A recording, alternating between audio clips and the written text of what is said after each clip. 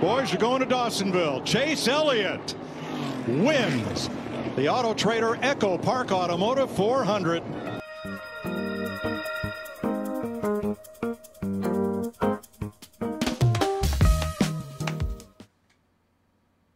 Texas? It was Texas. Are you telling me Texas is my favorite track? Texas is the greatest track in the world. Oh my gosh, we need to race at Texas every week. It's got to be Texas. No. Let's not go too far here. Is Chase Elliott the greatest driver in the world? Is he going to be in the Hall of Fame? Is he going to be a champion? Okay, too far. Anyway, welcome in, everybody. I'm going to slide myself. Where am I? I'm over here. I'm over here. We'll move into when I get the results. But welcome on in. We are just getting back from the Echo Park Automotive Automotive 400. Yes, that is the race. Actually, I probably have it somewhere here from the stream that crashed before we got to see Chase win. So that's unfortunate because that would have been a lot of fun to be able to do that live, but my entire stream decided to just crash, and obviously that didn't work. Oh, there it is. Ta-da! I found it. The logo. We're going to move him down here. Yoink. We'll put him right up there. Maybe a little bigger, right there. So there it is. That is our race. I had that from the stream, but yes, the stream crashed, unfortunately, with about probably 10, 20 laps to go, something like that. I don't know when it crashed. I just looked over and it was gone, and I could not get it to reconnect at all. So it was unfortunate. It was very unfortunate. But the results were not, at least not for me, because I am the fanboy today. But we are talking about the race. We're going to talk about every aspect of the race all the way through Stage 1, Stage 2, the results, the coverage, and everything else to do with it. Going into next week's race at Dover, and then the week after that where I'm not going to stream it. I will not stream the week after that because I'll be in the stands. So let's go ahead and jump right into it. Yes, the Echo Park Automotive. Oh, I got to go this way, because the results are going to come in here. But yes, the Echo Park Automotive 400 at Texas. We started off, it was very much a Gibbs or Hendrick day. It seemed like those two cars, one of them was going to win, one of them did, and the other one that was right there to win ended up backwards in the wall. But you can see just by the results, Chevy, Brad Keselowski gets in there, just off of kind of a well-timed caution and good track position with tires. But then you got Byron, you got Reddick. Reddick, probably the fastest car all day, drove away from, gapped Chase Elliott by 10 seconds, then gapped Denny Hamlin by 5, and then the pit crew absolutely laid an egg, cost him another race. Daniel Suarez, Chase Briscoe. Daniel Suarez had not been in the top 5, and I kid you not when I say this, all day. He had not been in the top 5 all day. He just showed up at the end.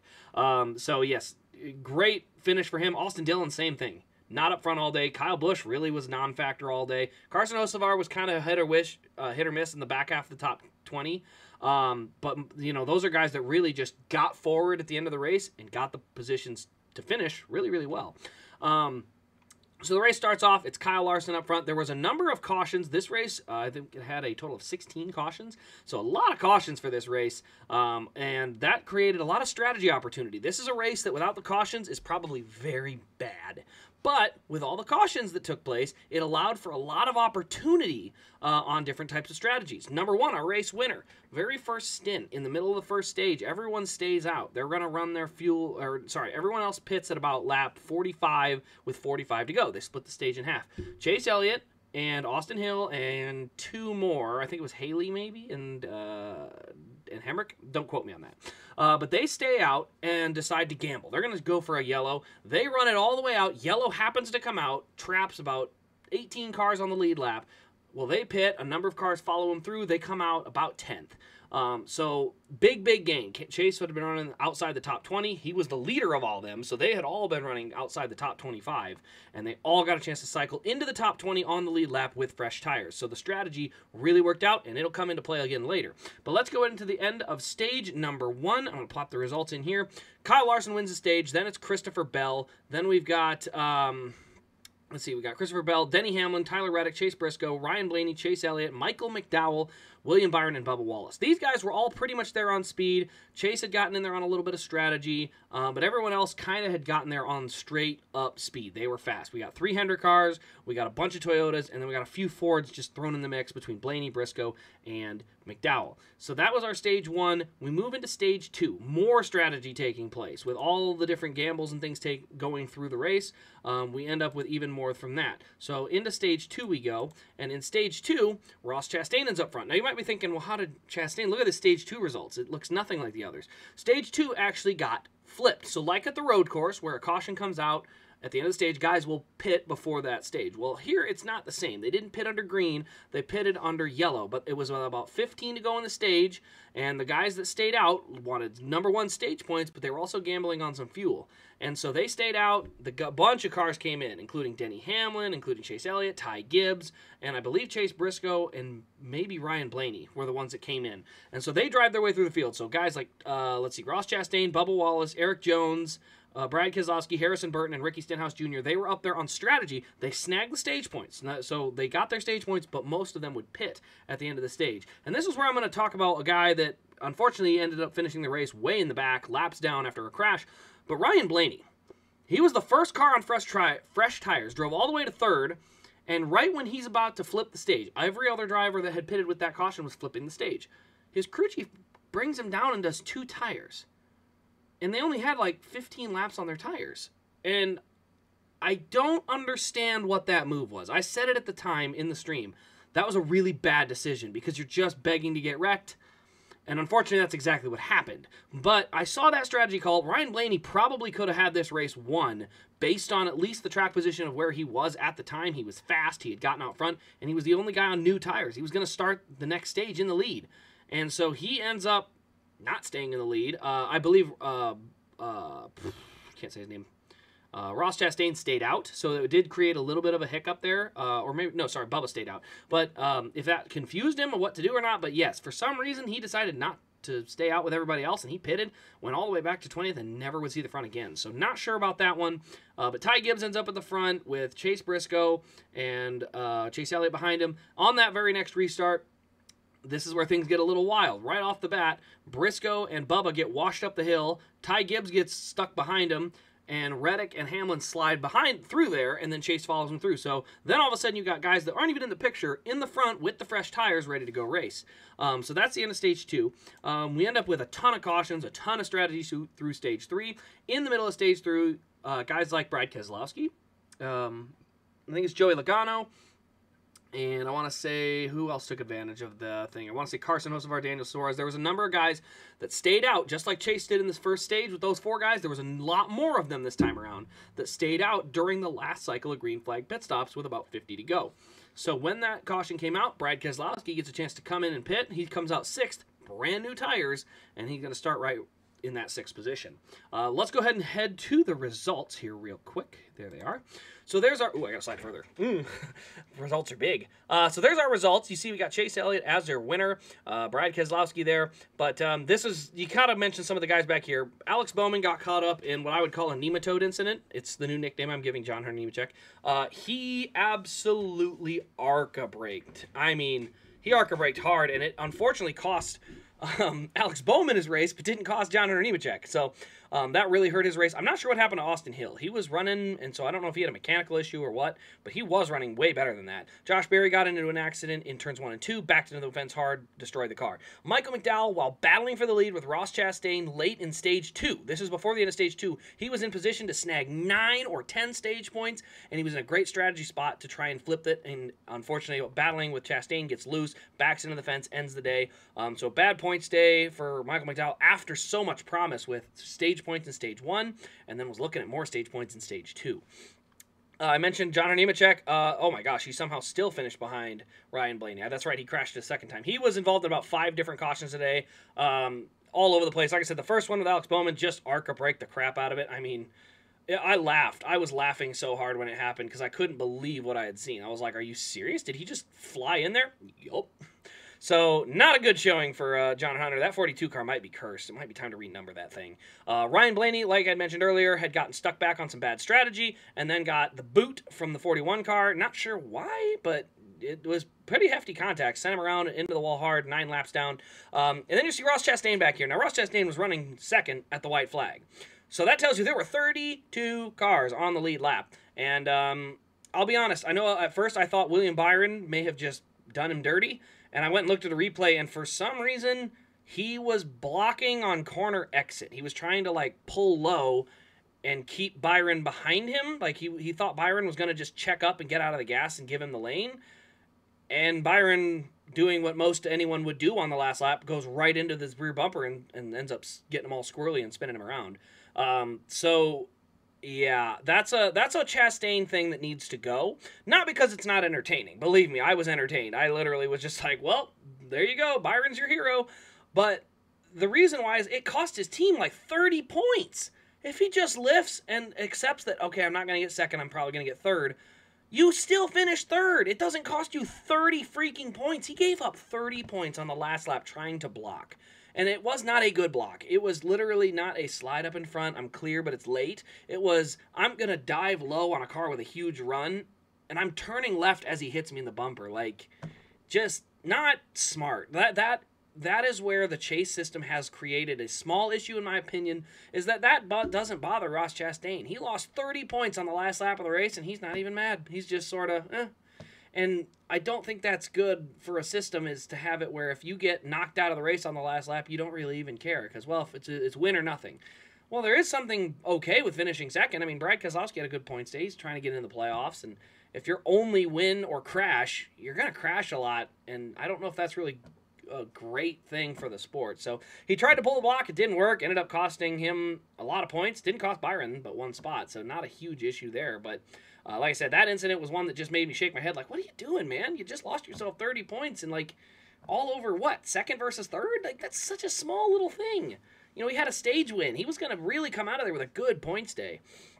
Todd Gillen, another one of the guys, flipped stage, got up front, got some good track position, but then once the track position wasn't there, it was over. It was very difficult for him to keep that thing going, and unfortunately was not able to get a good finish. Danny Hamlin, I mentioned as well, he was also running second with 2 to go. Not on the white flag lap, but 2 to go, and he was battling on the outside of Chase Elliott through 3 and 4, got into the bumps, got loose, and spun around. I did see Front Stretch's interview with them, so shout out to Front Stretch and the content they get, but he basically said it was not a factor of Chase moving up the track. It was just going into the bumps and pushing the edge all day, and he had never pushed it that hard through there when he hit those bumps, and it went around. So Jimmy Johnson, an eventful day, a lot of cautions, but he finishes on the lead lap, and he finishes. So that's unfortunately been a win for Jimmy. He's had a rough go of it in this next-gen era. Harrison Burton, like I said, scored stage points, led the race, went and stole the lead at one point in this race, and ended up getting caught up in a late yellow on top of some not bad strategy, but some strategy that eventually shuffled him back, and ends up finishing 28th after having a better showing than that today. Austin Cindric, Justin Haley, these guys are guys I didn't see a ton of today. Justin Haley did run better than that most of the day. I saw him at about 16th to 20th most of the day, so a little bit of a bad finish. Ricky Stenhouse got up there on some strategy early, didn't work out, ends up back there late. Corey LaJoie, I saw him, he played the pit strategy right, got up front, got shuffled, and then strategy bit him at the end. Kyle Larson, dominant car of the day, and the only thing that kept Kyle Larson from winning this race, from what I can tell, his right rear tire falling off 20 laps into a run under yellow. So I'm not a fan of these one lug wheels. I've never liked them, but I think if you go 20 laps before the thing just blatantly falls off, there's a design flaw there, in my opinion. I think you got to have better than that. If you can go 20 whole laps, that thing could have happened under green and all of a sudden it's off. Like, that's scary. At least the other cars, you had to slow down because you would crash before it would fall off. So definitely ended his day, went 2 laps down, did recover, got back on the lead lap eventually, started moving forward, then got caught out on that caution, got caught a lap down, and had to do it all over again, and just not enough time to get back.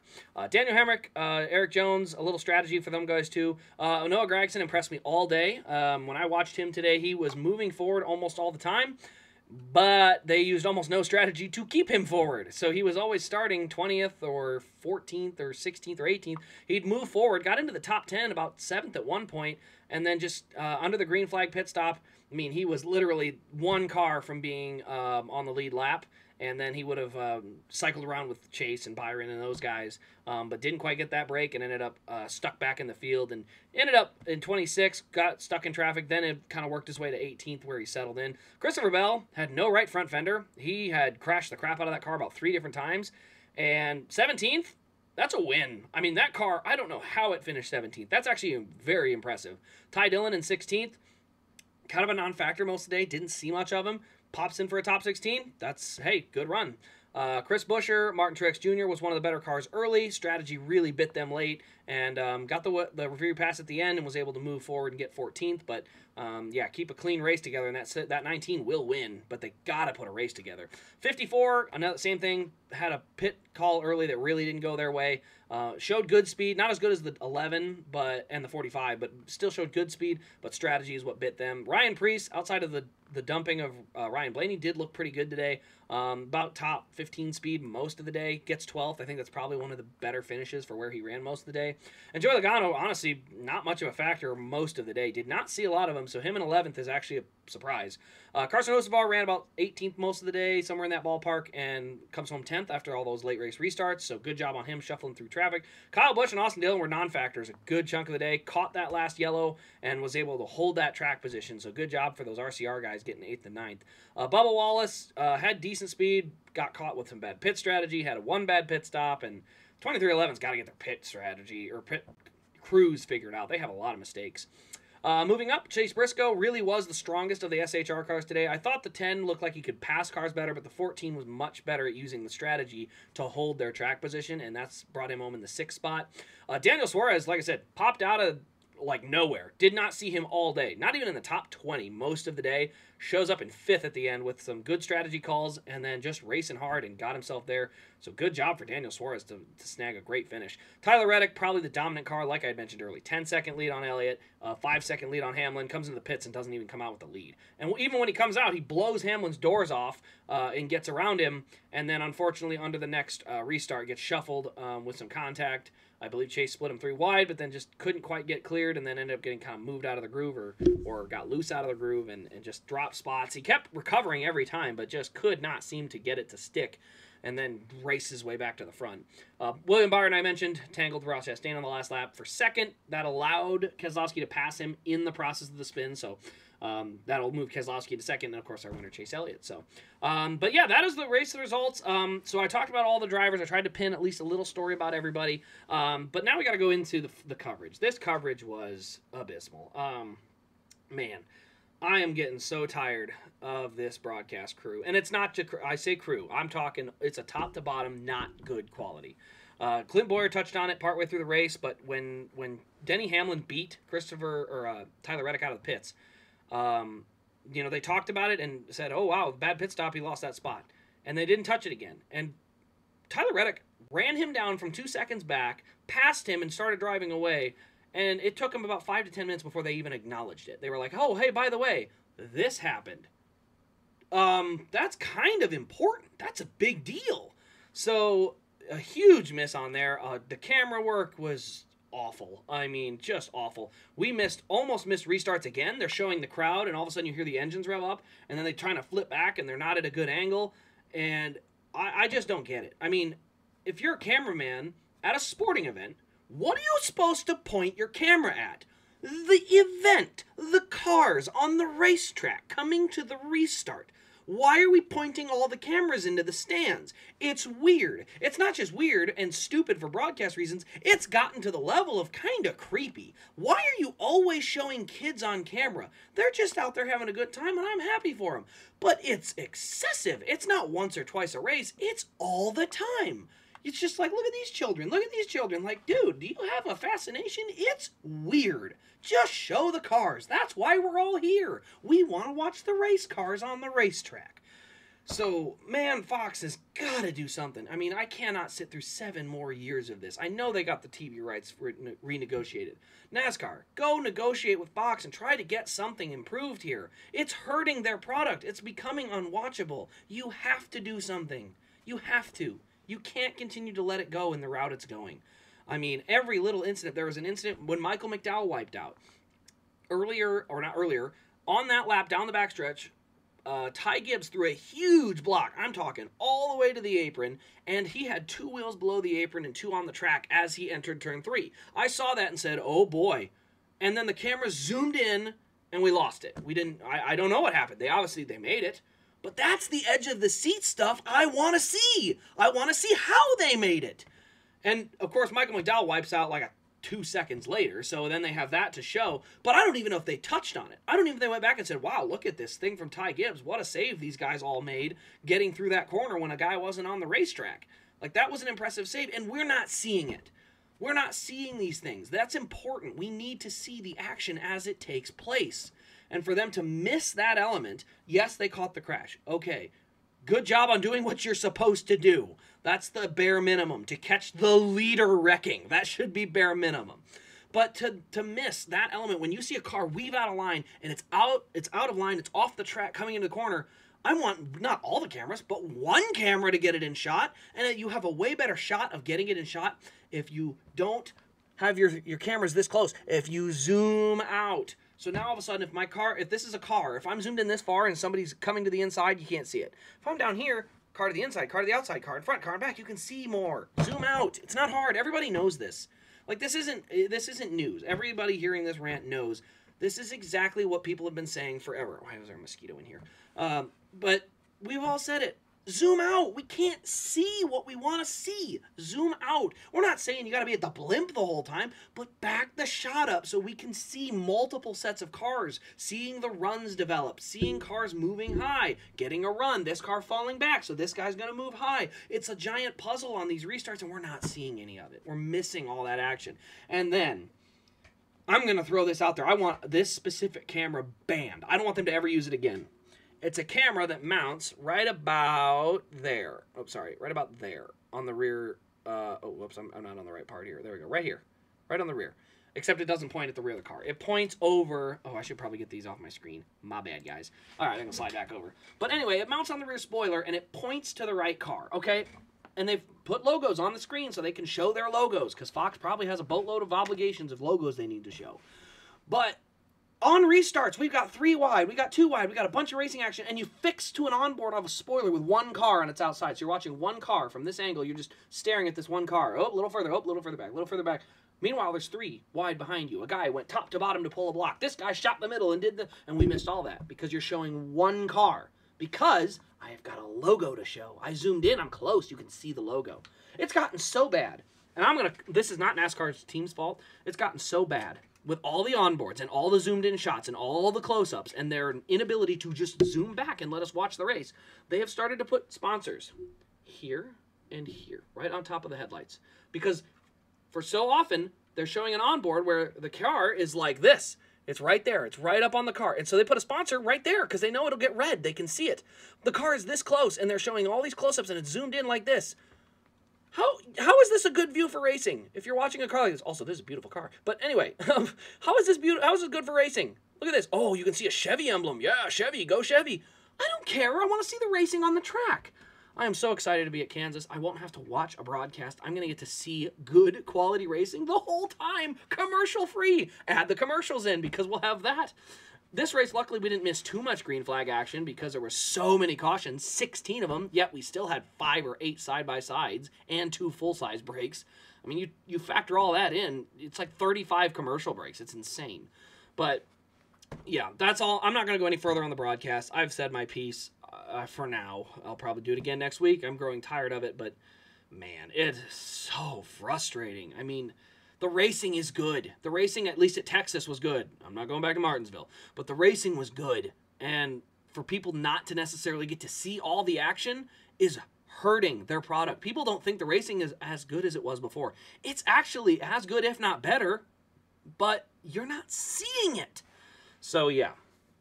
That is it. I'm cutting it off there. Not talking about the broadcast anymore. Let's move into the last piece, which is the standings. So we'll move into standings. Oh, whoa. That is not big enough. We're going to expand that a little bit. Move it over here. So there's our standings. I don't know how that happened. So yes, right about there. Good enough. It's big enough. We can work with it. So yes, in the standings, Kyle Larson is still our points leader. Martin Truex Jr., Denny Hamlin, bad days for both of them, but they're still going to hold those spots. Obviously, Larson was able to expand his lead even with going 2 laps down and losing a wheel in stage 2. But he had the win in stage 1 and then finished like 17th. So 17th with a stage win, and that's enough to pull that lead because did not see a lot out of Truex or Hamlin in the points category. Chase Elliott, obviously your winner. I think he scored the most points. Be close, but he had 2 sets of stage points, low-end stage points, 7th to 10th.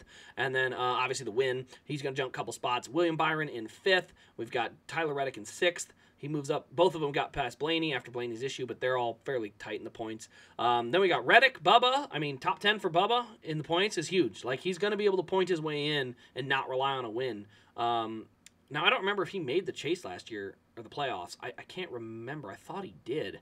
But maybe he didn't. I don't remember. But either way, Bubba, I think, is running better. He's getting results and getting the points, and I think that'll get him in.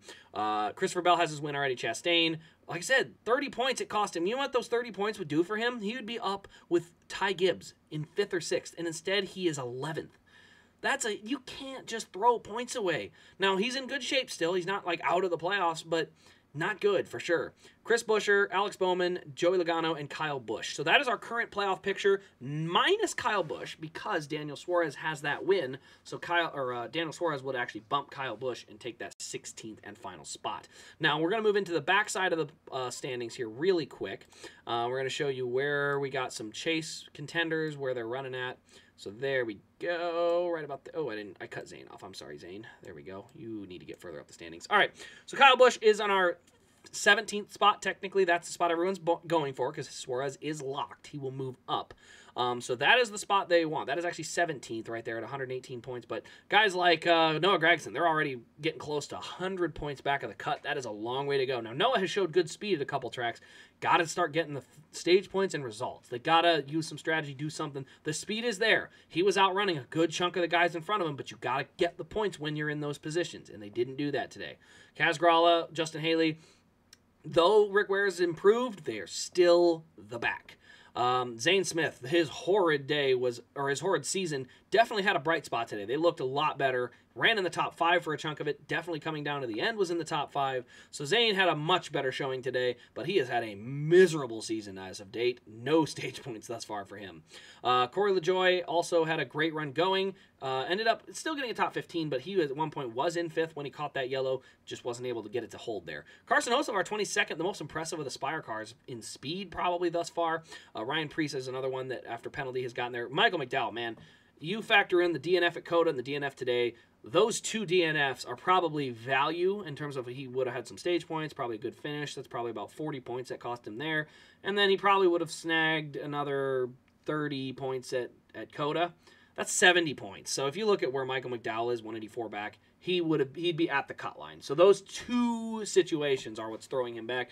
I expect him to point his way back up the list because he can't have bad luck all year, but I do not expect him, if he has to have a win, I don't know if he'll get it. I do think he's capable of pointing his way in if they race for it. John Nemechek, for as bad as he's been this year in terms of just bad timing of certain situations, he's managed to finish races and just continue to kind of stack little points at a time. Still in 20th. I mean, he looked bad today, like bad. And he managed to get a decent finish still and get some decent points. So still in 20th. Eric Jones starting to move forward, though.